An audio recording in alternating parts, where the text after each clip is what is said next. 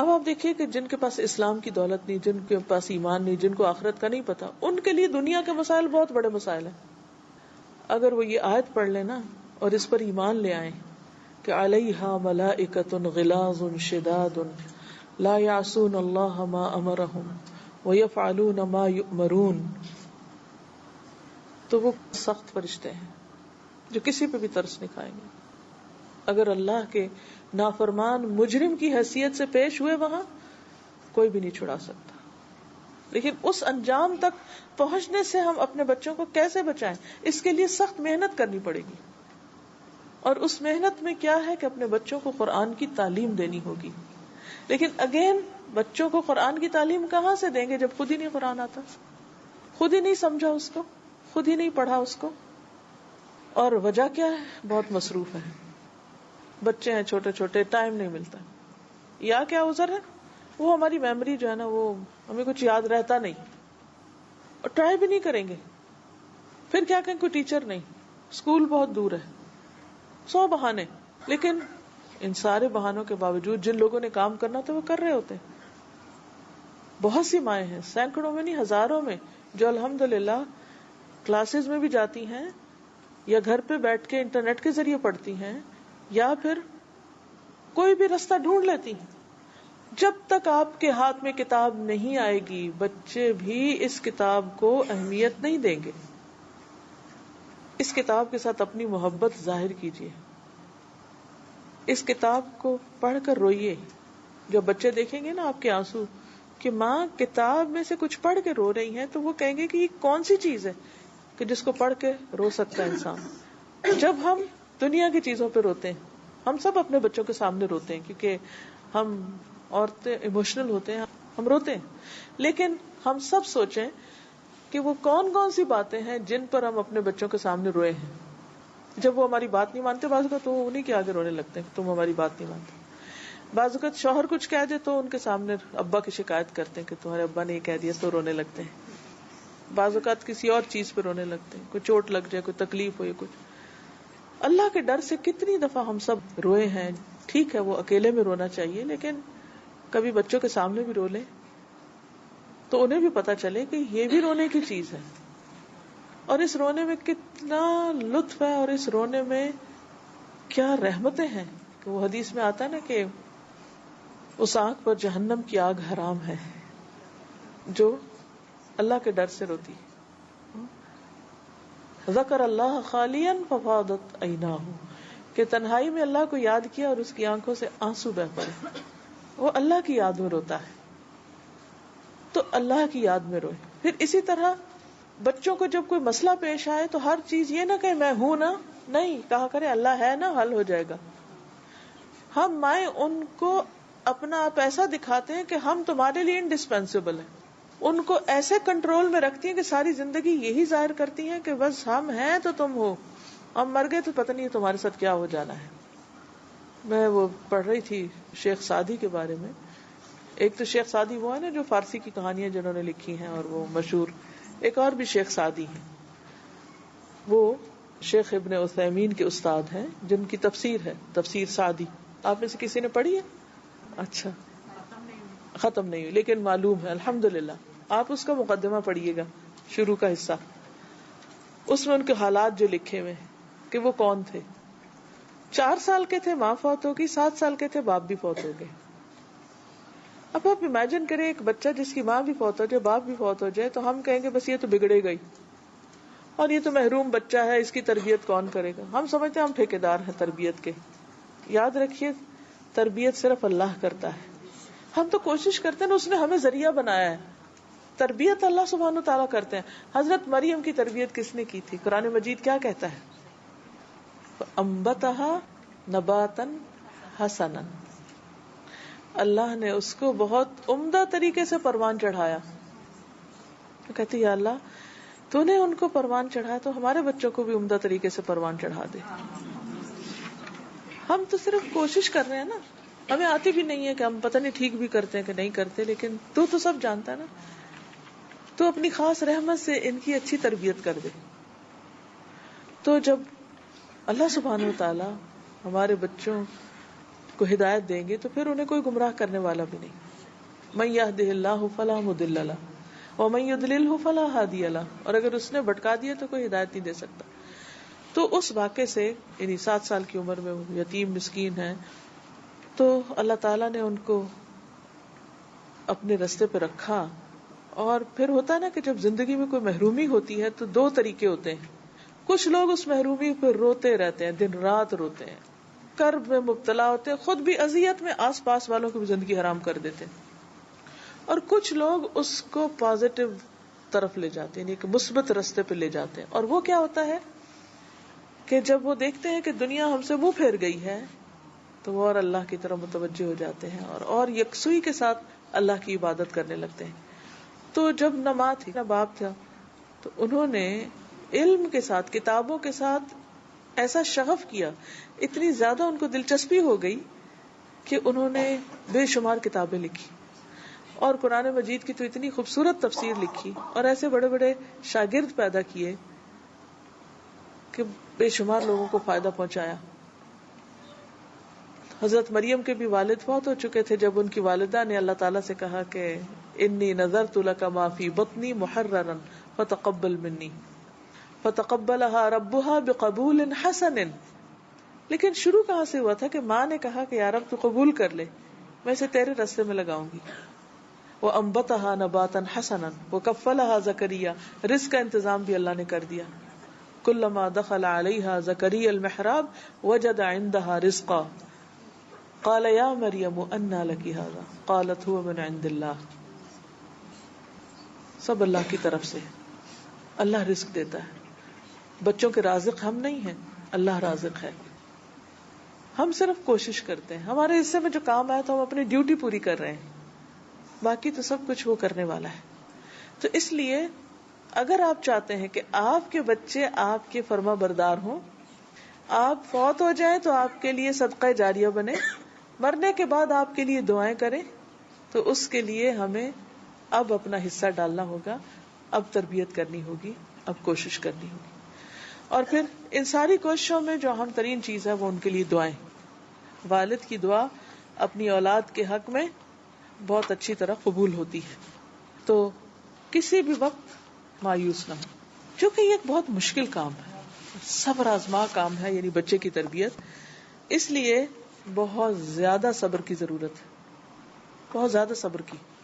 اچھا صبر کس پہ کریں، کیوں صبر کریں، اور کیوں اتنا کچھ برداشت کریں جبکہ بچے بدتمیزی بھی کریں، بات نہ مانیں اور سمجھ کے ہی نہ دیں اور ستائیں، صرف یہ سوچ کر ہم اپنے غصے کو بھی پی جائیں. والکاظمین الغیظ والعافین عن الناس، تو آغاز تو اپنے گھر سے کرنا چاہیے نا. ہم باہر والوں کو تو کنٹرول بھی کر لیتے ہیں غصے کو اور معاف بھی کر دیتے ہیں، گھر والوں کو نہیں کرتے. ہم سمجھتے ہیں کہ ہمارا حق ہے کہ ہم ان کے ساتھ جو چاہیں کریں. تو اس صورت میں آپ دیکھیے کہ تربیت کے کئی طریقے ہوتے ہیں. ایک ہے اپنے عمل سے، اپنے جسچر سے، اشارے سے، چہرے کی پسندیدگی اور ناپسندیدگی سے، آنکھ کے اشارے سے، اپنے رویے سے، خوشی کا اظہار کر کے یا ناراضگی کا اظہار کر کے. ایک یہ طریقہ ہے. دوسرا ہے بول کر، صرف زبانی نصیحت ہے. اس کا بھی طریقہ آنا چاہیے کہ پیچھے سے باتیں نہ کریں، آمنے سامنے بیٹھ کر اس لیول پر جا کر ہمدردی اور خیرخواہی سے. یہ نہیں کہ ہم ایک مارے بھی اور اوپر سے زبان بھی استعمال کریں اور پھر اس کے ساتھ ناراض بھی ہو جائیں، اور یہ اس سے تربیت نہیں ہوتی. بات کریں دل سوزی کے ساتھ. پیغمبروں نے کس طرح اپنی قوموں کی خیرخواہی کی جبکہ انہوں نے ان کو سخت ستایا. تو اس میں بہت اس بات کا خیال رکھیں کہ آپ نے بچوں کے ستانے کے باوجود صبر کرنا ہے، ان کی سستی، ان کی نافرمانی، ان کی ہٹ دھرمی کے باوجود آپ نے ان کے ساتھ اچھا سلوک کرنا ہے.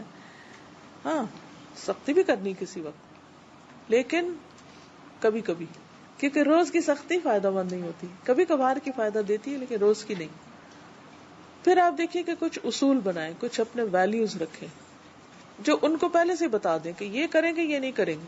اگر بچے بڑے ہوں تو ایون لکھ کر کام کریں. جیسے اسکولوں میں جاتے ہیں نا بچے، جب نئی کلاس میں جاتے ہیں تو وہ کہتے ہیں کہ آئے ہم اپنے رولز بناتے ہیں، کیا کریں گے کلاس میں، ہم ایسے نہیں بولیں گے، ہم اپنا کام مکمل کریں گے، وٹ ایور. ٹیچر اسٹوڈنٹ سے پوچھ کر کلاس روم پرنسپل جو بناتے ہیں پھر ان کو بورڈ پر یا کاغذ پر لکھ کے لگا دیتے. ایسے ہی اپنے بچوں کے ساتھ آپ کہیے کہ ہم یہ کریں گے اور یہ نہیں کریں گے, لکھ کر دیجیے ان کو. بعض اوقات انہیں کچھ چاہیے ہوتا ہے نا, تو اس وقت وہ بہت بات ماننے کو تیار ہوتے ہیں. اچھا آپ کیا کہتے ہیں, کوئی ڈیل کر لیں ہم سے, آپ کیا چاہتے ہیں کہ ہم کیا کریں تو آپ ہمیں یہ لے کر دیں گے یا یہ کریں گے. تو اس وقت آپ ان کو واضح طور پر لکھ کر بات کریں, زبانی نہیں, کیونکہ عام طور پر پھر ہو نہیں سکتا. اس میں پھر آپ دیکھیے کہ آپ خود رشتوں کا احترام کریں, اپنے والدین کا, سسرالی والدین کا, لوگوں کا. غیبت نہیں کریں ان کے سامنے, کسی کا مذاق نہیں اڑائیں, تاکہ وہ بھی آپ سے وہ چیزیں دیکھ دیکھ کے سیکھیں. پھر اسی طرح یہ ہے کہ صرف بولتے جانے سے تربیت نہیں ہوتی. میں نے بتایا تھا نا, پہلا سٹیپ کیا ہے, اپنے ایکشنز. دوسرا کیا ہے, زبان کے ساتھ کچھ چیزوں کا, پھر لکھ بھی لیا جائے. صرف سناتے جانا اور کہتے جانا, اور ہم کہتے ہیں ہم تو کہہ کے تھک گئے اور وہ سنتے پھر بھی نہیں ہے, کیونکہ ہمارے کہنے کے انداز درست نہیں ہوتے. بعض اوقات ہم سمجھتے ہیں کہنا ہے صرف بولنا, اور بول دیا تو بس سمجھو کام ہو جائے. ایسا نہیں ہوتا. وہ روبوٹ مشینیں نہیں ہے کہ آپ نے انسٹرکشنز دے دی اور آپ نے فیڈ کر دی اور وہ اس کے مطابق چلتے رہیں گے. ایسا نہیں ہو سکتا. اس لیے آپ کے بولنے میں, بتانے میں, سمجھانے میں آپ کی آواز بھی کاؤنٹ کرے گی کہ اس کی ٹون کیا ہے, پچ کیا ہے, والیوم کیا ہے, اور لفظ کتنے ہیں, اور وہ سمجھ بھی ان کو آ رہے ہیں یا نہیں.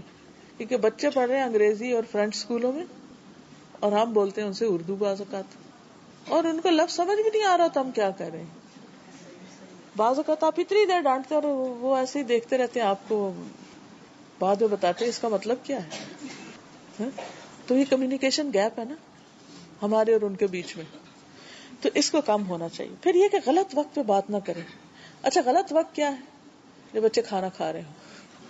اصل میں قابو وہ اس وقت آتے ہی اس وقت نظر ہے نا, باقی تو وہ اپنے کمرے میں جا کے بند ہو جاتے ہیں. لیکن اس وقت جب کھانا کھا رہے ہوں تو ہلکی پھلکی بات تو ٹھیک ہے کرنی چاہیے, انڈائریکٹ بات کریں اس وقت, لیکن اس وقت ڈانٹ ڈپٹ کی بات نہ شروع کریں اور تان و تشنیع نہ کریں, اور پھر ایسی بات نہ کریں کہ وہ رونا شروع کر دیں اور کھانا چھوڑ کے اٹھ جائیں. یہ زیادتی کی بات ہوگی, کیونکہ وہ وقت نصیحت کا نہیں ہے. جیسے نبی صلی اللہ علیہ وسلم نے مسجد میں پیشاب کرنے والے کو اس وقت روک دیا, کبھی اس کو کچھ نہ کہو, بعد میں اس کو سمجھایا. تو اس کے بعد آپ اس سے کہہ سکتے کہ اچھا تم کھانا کھا لو اور فلاں کام کر لو اور ایک اپوائنٹمنٹ بنا لے. اچھا 5 بج رہے ہیں, تم 5:30 تک آ جاؤ میرے پاس, میں نے کوئی ضروری بات کرنی ہے تم سے. بس پہلے ذہن میں ڈالیں, ذہن سازی کریں. اچھا چلیں ٹھیک ہے, 5:30 ہو گئے, یاد دہانی کرا دیں, 5:30 ہو گئے, آؤ ذرا بیٹھیں. پھر اس کے بعد آپ بیٹھیں اور آپ پہلے سے نوٹ کر کے رکھیں کیا کیا کہنا ہے, اور پھر آپ بات کریں. اور ایک اور چیز یہ کہ ہم بہت گمان سے کام لیتے ہیں. بچے بعض اوقات اتنی بڑی غلطی کیے نہیں ہوتے, ہم ان کا نقطہ نظر سنتے ہی نہیں, اور آدھا جملہ اچک لیتے ہیں اور اسی پر ان کو سب غلطیاں چن کے ان کے اوپر مار دیتے ہیں کہ تم غلط ہو. بعد میں پتہ چلتا ہے بھئی ابھی تو کچھ اور بھی تھا آگے. جیسے لا الہ الا اللہ ہے نا, تو اگر کوئی صرف لا الہ پڑھے تو اس کا کیا مطلب ہے, کوئی الہ ہے ہی نہیں, یہ تو ایتھیزم. تو الا اللہ کہنا ضروری ہے نا. اب ہم پہلے کچھ چھوٹی سی چیز دیکھ لیتے ہیں, انہوں نے کچھ کیا, وجہ نہیں معلوم کرتے کیوں کیا, اور ہم ایک دم برسنا شروع کر دیتے ہیں. اور پھر وہ جب اپنا نقطہ نظر بتاتے ہیں تو پھر ہمیں شرمندگی ہوتی ہے کہ ہم پوری سن تو لیتے. تو کمیونیکیشن کے اصولوں میں سے ہے کہ بات پوری سنی جائے, اور صرف ایک طرف کی سن کے فیصلہ نہ کیا جائے. مثلاً بعض اوقات بچے آپس میں لڑتے ہیں, ایک پہلے شکایت لے کے پہنچ جاتا ہے, آپ نے دوسرے سے پوچھا ہی نہیں ہوتا, اور صرف ایک کے کہنے پہ آپ یا تو ڈانٹ کی بوچھاڑ شروع کر دیتے ہیں یا ہاتھ بھی اٹھا لیتے ہیں. یہ نہ کریں کبھی. تو اس میں دوسرے کو بھی بلا لیں, اچھا بتاؤ کیا ہوا تھا, دونوں کا نقطہ نظر سنیں, پھر آپ فیصلہ کریں, تو انشاءاللہ اس میں بہتر فیصلہ ہوگا. پھر اسی طرح یہ ہے کہ جب وہ گھر میں داخل ہی ہوں تو ایک دم تقریر نہ شروع کر دیں. گھر میں آئے ہیں, آئیں, بستہ رکھیں, پانی پیئیں, کپڑے بدلیں, کھانا کھائیں, اور آپ بھی ذرا نارمل ہو جائیں اور وہ بھی ہو جائیں. اور پھر بازو کا تو ہوتا ہے نا, اسکول میں بچے آتے ہیں اور آپ آتے پوچھتے ہیں آگے رزلٹ تمہارا کتنے نمبر لیے ٹیسٹ میں, ہاں پہلا سوال یہی ہوتا ہے. بھائی صبر کرنا سیکھیں. یہ اسلامک پیرنٹنگ کا ایک بہت اہم حصہ ہے. جیسے پیغمبر اپنے قوم کے لیے باپ سے بھی بڑھ کے شفیق ہوتے ہیں نا, تو نبی صلی اللہ علیہ وسلم کی جو سیرت آپ پڑھیں تو جو انہوں نے اپنی قوم کی ہدایت کے لیے طریقے کیے تھے وہ آپ اپنے بچوں کی تربیت کے لیے ان اصولوں کو استعمال کریں انشاءاللہ، کیونکہ ادروائز بات گوانی ہو جاتی ہے نا. پھر اس کے بعد یہ ہے کہ بعض اوقات بچے بات کر رہے ہوتے ہیں اور ابھی وہ بچے ہوتے ہیں نا، وہ ایک بات کو 2-3 دفعہ ریپیٹ بھی کر لیتے ہیں، یا یہ ہے کہ وہ اٹکنے لگتے ہیں یا وہ لمبی کر دیتے ہیں بات، تو آپ بیزار ہو جاتے ہیں اور آپ کاٹ دیتے ہیں بات بیچ میں اور مداخلت انٹرپٹ کر دیتے ہیں. اچھا ٹھیک ہے، ویل اب بتاؤ یہ کیا ہے، ایسا کیوں؟ وہ اس کے اندر گھٹ گئی بات. وہ آپ نے دیکھا ہوگا کئی بچے ہکلاتے ہیں بات کرتے ہوئے، کئی بچے پوری بات بتاتے ہی نہیں، ڈرتے ہیں بات کرتے ہوئے. ان کو یہ ہوتا ہے کہ پتہ نہیں کیا ہو جائے گا. اس کے پیچھے آپ دیکھیے کچھ وجوہات ہوتی ہیں، اور ان وجوہات میں ماں باپ نمبر 1 وجہ ہوتے ہیں جنہوں نے بچے کا کانفیڈینس شیٹر کیا ہوتا ہے، ختم کیا ہوتا ہے. تو اس سے بچیں. پھر بعض اوقات تو ایسا ہوتا ہے کہ ہم خود ایسے مصروف ہوتے ہیں، الٹرا سپر مصروف، کہ ہم بچوں پہ توجہ ہی نہیں دیتے، اور بس جب ہمیں تھوڑی گلٹ ہوتی ہے کہ ہم نے بچوں کو توجہ نہیں دی تو پھر ہم کھانا پوری کرتے ہیں. بس اچھا ادھر آؤ، کیا کیا، کھانا کھا لیا تھا، اچھا وہ ہوم ورک بھی کر لیا تھا، اچھا یہ ہوا تھا وہ ہوا تھا، بس چیک لسٹ بنائی ہوئی ہے کچھ اپنے سوالوں کی، وہ پوری کر لی، پھر اس کے بعد کہا اچھا چلو جاؤ، اور خود بھی نکل کے گئی. یہ نہیں ہونا چاہیے. بچوں کو کچھ نہ کچھ کوالٹی ٹائم ضرور دیں، چاہے کتنے بھی آپ مصروف ہوں، کیونکہ زیادہ پرابلم ہوتا ہے ان ماؤں کے ساتھ جو جاب کرتی، ان کی وہ بھی ذمہ داریاں ہوتی ہیں، پھر گھر کی ذمہ داریاں ہیں، پھر بچوں کے مسئلے ہیں، پھر وہ پوری طرح سمجھ ہی نہیں پاتے. آپ دیکھیے جس کے ساتھ ٹائم نہ گزارے اس کے مسئلے کہاں سے جانے. بہت ساری چیزیں انسان صرف کسی کے ساتھ جب زیادہ وقت گزارتا ہے قریب، تب سمجھ آتا ہے اس بندے کا معاملہ، اس کے بغیر نہیں آتا. تو اب زندگی کی دوڑ اتنی زیادہ ہو گئی ہے اور ہم مائیں اتنی زیادہ اور چیزوں میں پڑ گئی ہیں کہ بچوں کے لیے وقت نہیں ہے. سر سے اتارنے، گلے سے اتارنے والا کام نہیں کریں، کیونکہ وہ آپ کے لیے صدقہ جاری ہے. صبر کیوں کریں کہ یہ بچے بڑے ہوں گے تو ہمارے لیے اچھے آثار بنیں گے، ہمارے لیے دعائیں کریں گے، تو دین کا کام کریں گے، بہترین امت ہوں گے.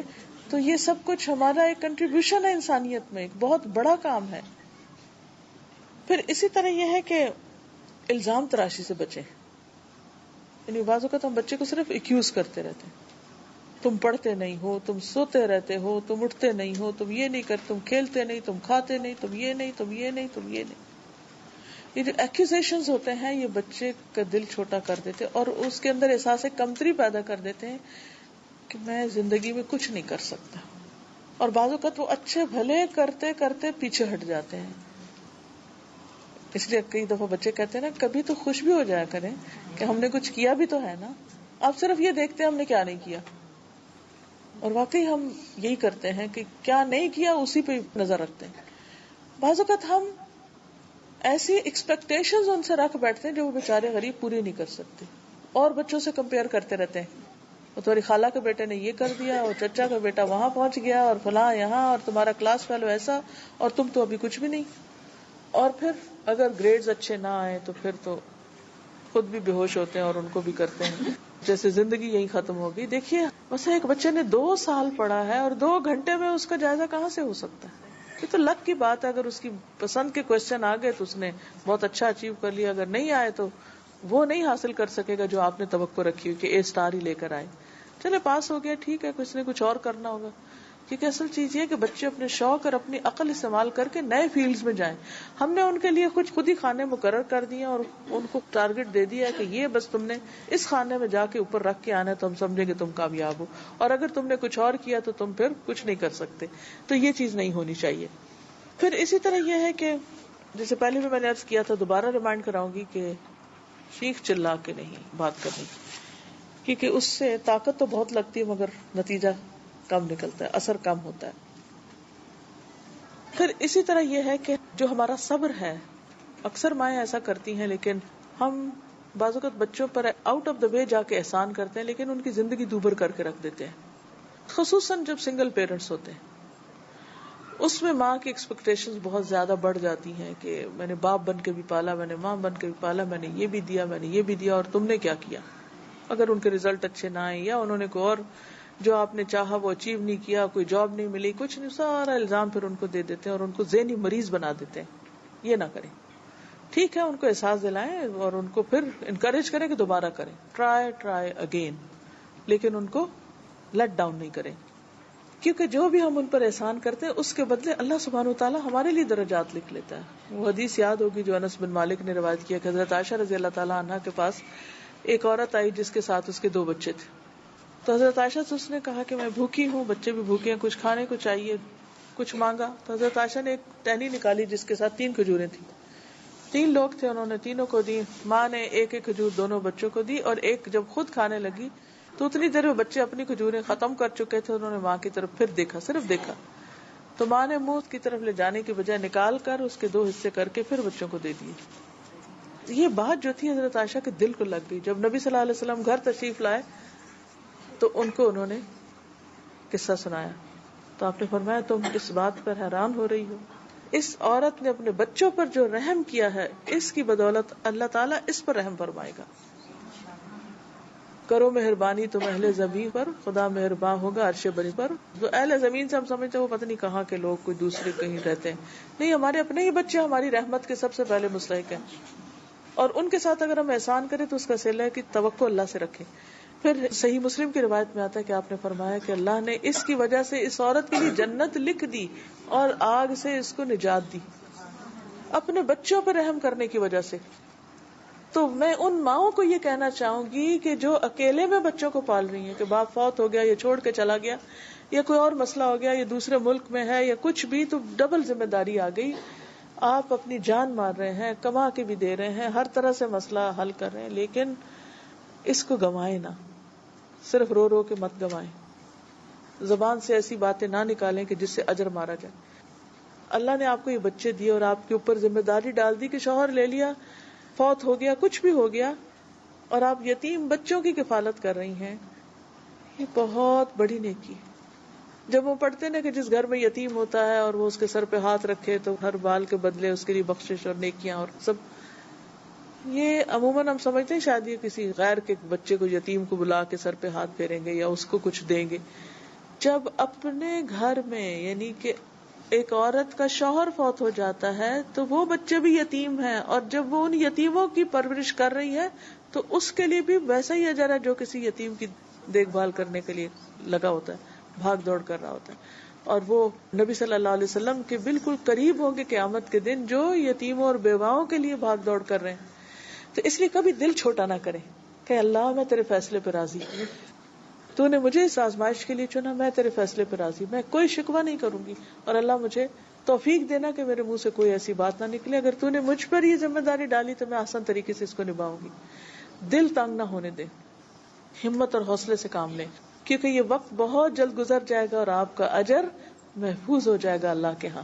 اس اجر پر نظر رکھیں کہ اگر اللہ تعالیٰ اس کے بدلے مجھے جنت دے دے جہاں ہمیشہ کی خوشیاں, اور وہاں شوہر کو بھی ملا دے گا اور عزیزوں اور رشتہ داروں کو بھی, تو کیا ہے, چند دن کی بات ہے. اور آپ کو معلوم ہے قیامت کے دن انسان جب دنیا کے اس گزرے ہوئے وقت کے بارے میں سوچے گا تو کہے گا لم یلبثوا الا عشیۃ او ضحاھا, صبح یا شام کا ایک پہر تھا یہ ساری زندگی, اور بہت تھوڑا ہم اس دنیا میں ٹھہرے. آخرت جو کہ ان لمیٹڈ ہے, اس کے مقابلے میں لمیٹڈ نمبرڈ دنیا ہے ہی کیا, کچھ بھی نہیں, کچھ بھی نہیں, ایک ذرے کے برابر نہیں ہے دنیا آخرت کے مقابلے میں. تو بڑے سے بڑا غم چھوٹا ہو جاتا ہے اگر انسان کی سوچ بدل جائے اور اس چیز کو جو مسئلہ بنایا میں نے اس کو چھوٹا کر دے کہ اس تکلیف کے اٹھانے پر میرے لیے اجر ہے. اللہ نے اگر یہاں محروم کیا کسی چیز سے تو اللہ تعالیٰ کا وعدہ ہے کہ جو انسان صبر اور شکر کرے گا اللہ تعالیٰ اس کے بدلے میں اس کو بہترین اجر عطا فرمائے گا. للذین احسنوا فی ہذہ الدنیا حسنہ, جن لوگوں نے احسان کیا, اچھے کام کیے, ان کے لیے اس دنیا میں بھی بھلائی ہے. ایسا نہیں کہ صرف آخرت میں, اللہ تعالیٰ دنیا میں بھی آپ کو خوشیاں دکھائے گا, یہ اللہ کا وعدہ ہے. بس ابھی ہمارا وقت ہے کہ ہم احسان کا رویہ اختیار کرتے چلے جائیں. تو چلیے, باتیں تو بہت زیادہ ہیں اور اس پر کافی ڈیٹیل میں نے ریسنٹلی سکھایا ہے, تو انشاءاللہ تعالی اس سے آپ کو یقیناً فائدہ پہنچے گا. چھوٹی چھوٹی اور ٹپس بھی ملیں گی کہ کس طرح ہم نے اپنے بچوں کی تربیت کرنی ہے, کیونکہ جب کوئی ڈیوٹی ملتی ہے, جیسے دنیا میں بھی جب کوئی جاب آپ کو ملتی ہے تو آپ کو اسکلز آنے چاہیے نا اس کے, تبھی آپ اس میں زیادہ بہتر کام کر سکتے ہیں اور آسانی سے بھی کر سکتے ہیں. تو جب آپ ماں بن جاتے ہیں نا، بس پھر یہ علم حاصل کرنا فرض کے درجے میں آ جاتا ہے، کیونکہ اب آپ ماں بن چکے ہیں تو آپ کو اب یہ سیکھنا ہوگا. ہم بچیوں کی بھی جب شادی کرتے ہیں انہیں بہت کچھ سکھاتے ہیں. بعض لوگ فنیشنگ اسکول تک بھیجتے ہیں، ہر طرح کے ایٹیکیٹس، مینرز، تیاری طرح طرح کی، لیکن کیا نہیں سکھاتے کہ انہوں نے ایک مسلمان ماں کیسے بننا اور اسلامک پیرنٹنگ کیسے کرنی. تو اس کے لیے مسلسل سیکھنے کی ضرورت ہے، کیونکہ ایک تو سچویشنز چینج ہوتی چلی جاتی ہیں، دوسرا یہ کہ دنیا کے حالات بہت تیزی کے ساتھ بدل رہے ہیں. بہت سی چیزیں اپنی اصل جگہ سے شفٹ ہو رہی ہیں.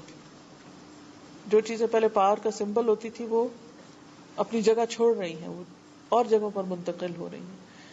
پھر یہ کہ تعلیم اور تربیت میں پہلے صرف والدین ہوتے تھے یا خاندان ہوتا تھا، اب آپ دیکھیں کہ اسکول ہے، اور اسکول کے بعد آپ دیکھیں کہ جو میڈیا ہے، انٹرنیٹ ہے، اور بہت سی چیزیں. کتنا بھی آپ ان سے چھڑا کے رکھیں، وہ جو ہی گلی میں نکلیں گے نا تو دوسرے بچے سے بہت کچھ سیکھ کے آ جائیں گے. آپ اس کو آئسولیٹ کر کے کسی جگہ پہ نہیں پال سکتے. اس کو ایکسپٹ کر لیں کہ آپ ایسی جگہ پر ہیں جہاں آس پاس ہر وقت پولوشن ہے، گرد و غبار ہے. اب اپنے بچوں کی امیونٹی کو اسٹرانگ کریں، ان کے اندر ایمان کو مضبوط کریں تاکہ وہ ان ساری چیزوں کا مقابلہ کر سکیں، اور وہ آپ کی کوالٹی ٹائم، آپ کی شفقت، آپ کی محبت، آپ کی کیئر اور خود آپ کی اپنی لرننگ کے ساتھ ہوگا. جتنی آپ محنت کریں گے انشاءاللہ اتنا آپ مزید ان کو بھی دیتے چلے جائیں گے. خود گرو کریں، زیادہ بڑا سایہ دار درخت بنے تاکہ آپ کی چھاؤں میں وہ زیادہ فائدہ اٹھا سکیں انشاءاللہ تعالی. وآخر دعوانا ان الحمدللہ رب العالمین. اگر آپ کے پاس کچھ سوال ہو یا کچھ ایڈیشن آپ کرنا چاہیں تو موسٹ ویلکم. وہ سسٹر بتا رہی ہے کہ اس کی پوڈ کاسٹ بھی بن چکی ہے، ہم اور ہمارے بچے کی پوڈ کاسٹ جو ہے آئی فون کے لیے ہوتی ہے. اگر آپ اس پہ جا کے آئی ٹیون اسٹور کے اوپر میرا نام ٹائپ کریں تو اس پہ آپ چلے جائیں، پھر اس سے آگے مزید آپ کو مل جائیں گے چیزیں. ٹھیک ہے انشاءاللہ. یہ جو آپ نے فون کرنے کے لیے رکھے ہوئے نا، یہ آئی فونز رکھے ہوئے ہیں، یہ میرے آگے کئی ایک پڑے ہوئے ہیں، تو اس سے صرف فون نہ کیا کریں، بہت مہنگی چیز ہے. فون کرنے کے لیے تو کچھ بھی آپ استعمال کر سکتے ہیں. اس میں آپ بے شمار چیزیں ڈاؤن لوڈ کر سکتے ہیں جس کے ساتھ آپ اپنے کچن میں، سرہانے کے پاس، ڈرائیونگ کرتے وقت، کہیں بھی، کیونکہ چھوٹی سی چیز ہے نا، تو اس کے اندر تو بہت کچھ سما سکتا ہے. بس ایک صرف بٹن کلک کرنے کی دیر ہوتی ہے اور اس کا وہ کر کے تو پاس رکھ لیں اور اپنا کام کرتے چلے جائیں. کیونکہ لیپ ٹاپ بھاری مشکل ہوتے ہیں یا ٹیپ ریکارڈر اور بہت کچھ، یہ تو بہت چھوٹی سی چیز ہے لیکن بہت پاورفل ٹول ہے، تو اس سے فائدہ اٹھائیں. ٹھیک ہے جی، آپ فرمائیے. بیٹیاں ہوتی ہیں، ہاں، اب مطلب ہم بطور ماں جیسے بیٹیوں کو چھوٹی ایج پہ تو ہم نماز کی، قرآن کی، باقی چیزوں کی مطلب تربیت دینا چاہیے ہمیں.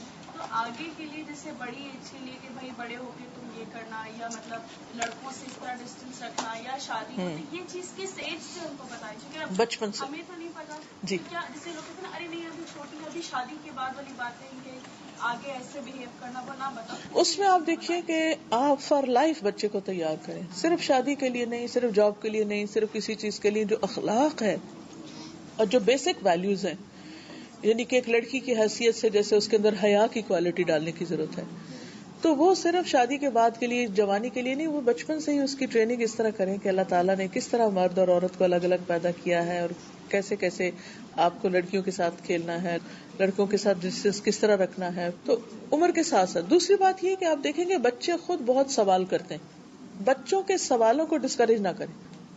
بچہ بولنا ہی سیکھتے تو آپ یقین کریں کہ بعض بچے تو اس قدر سوال کرتے ہیں کہ مائیں جو ہیں وہ ہر وقت چپ ہی کراتی ہیں، چپ کرو، بس کرو، ہر وقت پوچھتے ہیں. اس کو ڈسکریج نہیں کریں، تو اس سے آپ کو بچے کی نیڈز پتہ چلتی جائیں گی کہ اب بچہ کیا سوچ رہا ہے. بچہ جو سوچ رہا ہے وہ آپ کو پتا ہونا چاہیے.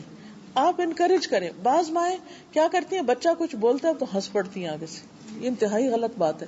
اگر منہ سے غلط لفظ نکل گیا یا کچھ ہوا اور آپ ہنس پڑے تو اس کا مطلب یہ ہے کہ بچہ شرمندگی محسوس کرے گا اور آئندہ وہ بات آپ سے نہیں کرے گا. اپنا سوچئے بچپن میں کوئی واقعہ کہ جب آپ نے کوئی سلی کوسچن کیا اور آپ کی خالہ یا کوئی بڑا آپ کے اوپر ہنس پڑا کہ اچھا تمہیں یہ بھی نہیں پتا، اور اس کے بعد پھر آپ دوبارہ نہیں خالہ کے پاس گئے کچھ پوچھنے کے لیے، تو وہ تجربہ نہیں دہرائیے. ٹھیک ہے جی. وعلیکم السلام. کہ بچوں کو باقاعدہ قرآن کی تفسیر کس عمر سے سکھانا چاہیے، اور دوسری بات یہ کہ آپ خود جب تفسیر کرتی ہیں تو کس طرح مطالعہ کرتی ہیں، اور اگر ہمیں صرف کسی ایک تفسیر کا مطالعہ کرنا ہو، اتنا وقت ہو کہ صرف ایک تفسیر کا مطالعہ کریں درس قرآن سے پہلے، تو وہ کس تفسیر کو پریفر کریں اردو میں؟ اوکے، ان کے سارے سوال تفسیر سے متعلق ہیں کہ جیسے بچوں کو کس عمر سے تفسیر سکھائیں. اس میں آپ دیکھیے کہ ہر بچے کا ذہنی لیول فرق ہوتا ہے. جیسے میرے 4 بچے ہیں تو ہر ایک کے لیے ایک ڈفرنٹ طریقہ رکھنا پڑا، ہر ایک کو ایک طریقہ جو ہے وہ نہیں کام آیا. لیکن مجھے یہ یاد ہے کہ جیسے میری پہلی بیٹی تھی تو جب میں نے اس کو ناظرہ قرآن پاک شروع کرایا تو 30ویں پارے سے کرایا. تو 30ویں پارے میں جو جو سورت وہ پڑھتی جاتی تھی تو ہلکا سا میں اس کو بتا دیتی. مجھے اچھی طرح یاد ہے کہ جیسے سورت الغاشیہ جب میں پڑھا رہی تھی، هل اتاک حدیث الغاشیہ، تو اب وہ بچہ کئی دفعہ پڑھ رہا ہے هل اتاک حدیث الغاشیہ، اور اگر آپ کو پتا ہے کہ اس کا مطلب کیا ہے، قرآن کہہ رہا ہے کیا آئی تمہارے پاس خبر غاشیہ کی، قیامت کی خبر آ چکی، اور سوال ہو رہا اور ہم کہ نہیں پتا، اور ہم غافل ہو کے ادھر ادھر کی باتیں کر رہے ہوں. تو اس صورت میں یہ ہے کہ آپ بچے کو بتا دیں تھوڑا سا کہ غاشیہ کیا ہوتا ہے. اور یعنی کہ اگر آپ نے ابھی تک قرآن نہیں پڑھا نا تو آپ خود بھی بچوں کے ساتھ ساتھ بھی آپ دوبارہ پڑھ سکتے ہیں، پڑھ بھی لیا تو دوبارہ اس کی دہرائی کر سکتے ہیں. تو ہلکا سا اس کو بتا دیں.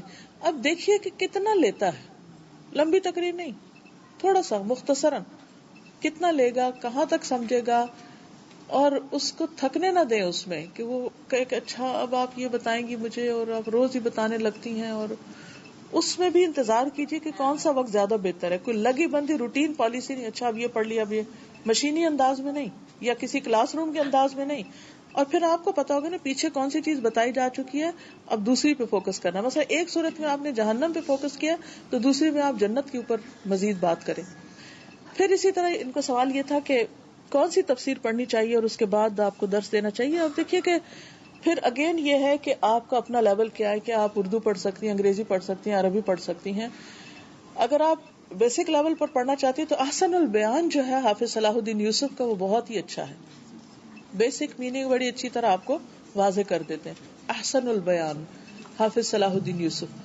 اور اس کے علاوہ یہ ہے کہ باقی پھر اب تفسیر سعدی کا بھی اردو میں ترجمہ ہو چکا ہے، اور بھی تفاسیر ہیں. اور اگر آپ کو عربی زبان پر اتنا گرپ ہے کہ آپ اس سے استفادہ کریں تو شیخ ابن عثیمین کی تفسیر آئی ہے، ابھی کئی والیوم میں ہے، پوری تو نہیں قرآن مجید کی لیکن بہت ہی بہترین تفسیر ہے. اسی طرح اور بھی ہیں، تفسیر ابن کثیر ہے. تو انگلش میں بھی تفسیر ابن کثیر کا ترجمہ ہو چکا. ترجمے کے لحاظ سے صحیح انٹرنیشنل جو ہے انگلش میں وہ بیسٹ ہے. یعنی اگر آپ اپنے بچوں کو پڑھانا چاہیں جن کو اردو زیادہ نہیں آتی تو صحیح انٹرنیشنل جو ہے بہت کلوز ہے عربی سے. جی آپ فرمائیے. اوکے، الحمد للہ. لیکن سم ٹائم میں کچن میں ہوتی تو آواز آ رہی ہوتی، بچے کہہ رہے تھے ہم یہاں سے آتے پڑھنا، ان کو بتا رہے ہوتے. یس یس. تو اس وقت تو ہر کچھ نہیں کر پاتی، بعد میں بھی ہوتا ہے تو کہتے ہیں ماما ہم نے اسکول سے کہتے یہ ہوا ہوا ہے. تو کیا میں ان کے ساتھ بیٹھ کے قرآن پڑھ سکتی ہوں ہمارے ساتھ؟ تو پڑھ سکتے ہیں، بچے اگر ساتھ بیٹھے تو آپ بھی ایک طرف ہو جائے. ڈسپلن ہوگا مجھے خود جی. اور دوسرا یہ ہے کہ اگر آپ دیکھیں کہ بچے ایسا کر رہے ہیں تو بچوں کے سامنے نہیں لیکن الگ سے اگر ممکن ہو تو آپ کے شوہر یا آپ قاری صاحب کو بتا دیں کہ آپ ان کی بات پہ نہ جائیں، آپ نے جو اپنا کام جتنا کرنا ہے وہ کرتے رہیں. جی. میں ماں کے تعلق سے ضروری نہیں ہے کہ ہر انسان کو سب کچھ ہو جائے. کسی کو پہلے حالات آتے ہیں، کسی کو زندگی میں بعد میں آتے ہیں. اکثر ماؤں کو جو زندگی میں پہلے شادی سے پہلے اپنے ماؤں کے گھر میں جو چیز نہیں ملتی ہے، جب شادی کے بعد یہاں پر اکثر ہوتا ہے کہ آ جاتے ہیں تو وہ الحمدللہ وہ سارے فیسلٹیز ہم کو مل جاتے ہیں. اس کے باوجود ہم اپنے بچوں کو وہ چیز سے دور رکھنے کی کوشش کیوں کرتے ہیں؟ اور کیسے وہ کرنا چاہیے کہ ہم اپنے بچوں کو یہ کہتے ہیں کہ ہم اس چیز کی آپ کو عادت نہیں ڈالنا چاہتے کیونکہ ہم نے زندگی میں بہت دیکھ چکے ہیں ایسے برے حالات.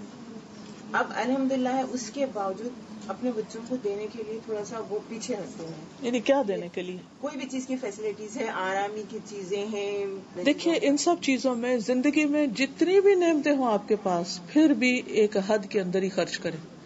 یہ ایک بہت اہم نقطہ ہے، یاد رکھیے. اگر آپ کو اللہ اپنی رحمت فضل سے ملینئر بھی بنا دیتا ہے تو بھی اسراف نہیں. ضرورت کے اندر خرچ کریں، اور جو مال اللہ نے آپ کو دیا ہے اس سے آپ اپنی آخرت کے لیے مزید کچھ بنائیں.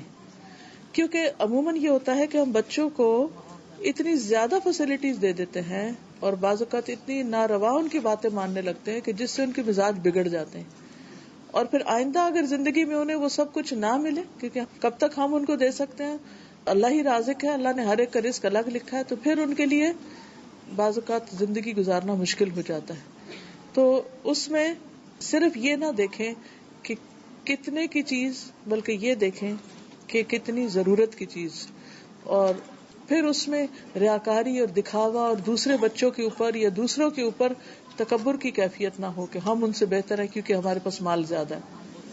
جی آپ فرمائیے. میرا سوال یہ ہے کہ بعض دفعہ ہم بچوں کو بولتے ہیں کہ نماز پڑھو یا اور بچے کہتے ہیں ہاں ہم نے پڑھ لی، لیکن اندر تو شبہ ہوتا ہے کہ پتہ نہیں انہوں نے پڑھی ہے یا نہیں. اس کے لیے آپ شک نہ کریں کیونکہ جب بچوں پر اعتماد نہ کیا جائے. دیکھیے ایک چیز زندگی میں ریلیشن شپ میں بہت اہم اصول ہے ٹرسٹ سے بہت ساری چیزیں آسان ہو جاتی ہیں. جب ٹرسٹ ختم ہو جائے تو ہر چیز بے مزہ ہو جاتی ہے.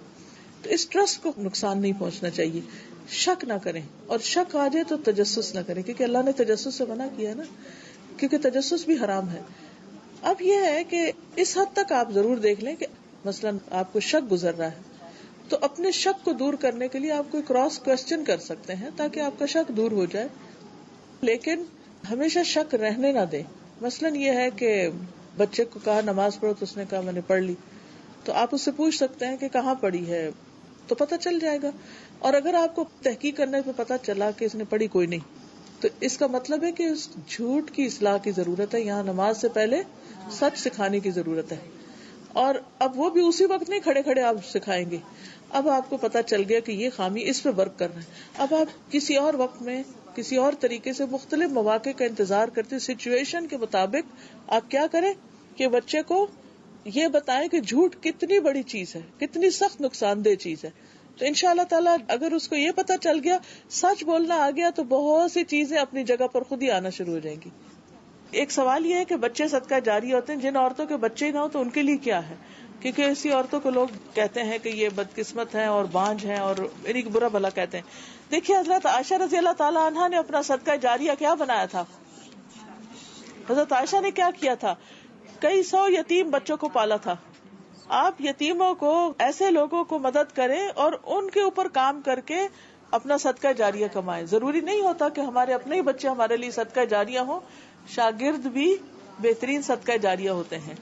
جی تو بھی کوئی بات نہیں، ان کو آپ ویسے باقی زندگی کی جو چیزیں اشاروں سے سکھا رہے ہیں جس حد تک ہو سکے یہ بھی سکھائیے. یہاں ہمارے رشتے دار ہیں تو اسٹے اوورز کے لیے پرمیشن پوچھتے ہیں اوور نائٹ رہنے کے لیے، تو ہم لوگ یوزلی اس کو کٹ ڈاؤن کریں. نہ لڑکوں کو اجازت دیں نہ لڑکیوں کو. میں پرسنلی اس کے بہت خلاف ہوں، کیونکہ بہت خرابیاں جو ہے رات کے وقت ہوتی ہیں. اور اس میں دیکھیں قرآن مجید میں جو قل اعوذ برب الفلق من شر ما خلق، اس میں آتا ہے نا من شر غاسق اذا وقب، رات کے شر سے جب کہ اس کی تاریکی چھا جائے. تو اس تاریکی میں بہت کچھ خرابیاں ہوتی ہیں. نہ لڑکوں کو نہ لڑکیوں کو، نہ اپنے ہاں رہنے کے لیے نہ کسی کے ہاں. اس کو ڈسکریج کریں. ونس ان اے وائل اگر کوئی ایسی جگہ ہے خود بھی ساتھ چلے اور ان کو بھی آپ چلائیں، خود بھی لے جائیں اور ان کے ساتھ بھی رکھیں. ٹھیک ہے، اوکے. سبحانک اللہم و بحمدک، نشہد ان لا الہ الا انت، نستغفرک و نتوب الیک. السلام علیکم و رحمۃ اللہ وبرکاتہ. ویڈیو کے نیچے سبسکرائب کے بٹن پہ کلک کریں، بیل کے آئیکن پہ کلک کیجئے تاکہ ہر نئی ویڈیو کی نوٹیفیکیشن آپ کو مل جائے، اور تھمز اپ کا بٹن دبا کر اس ویڈیو کو لائک کریں.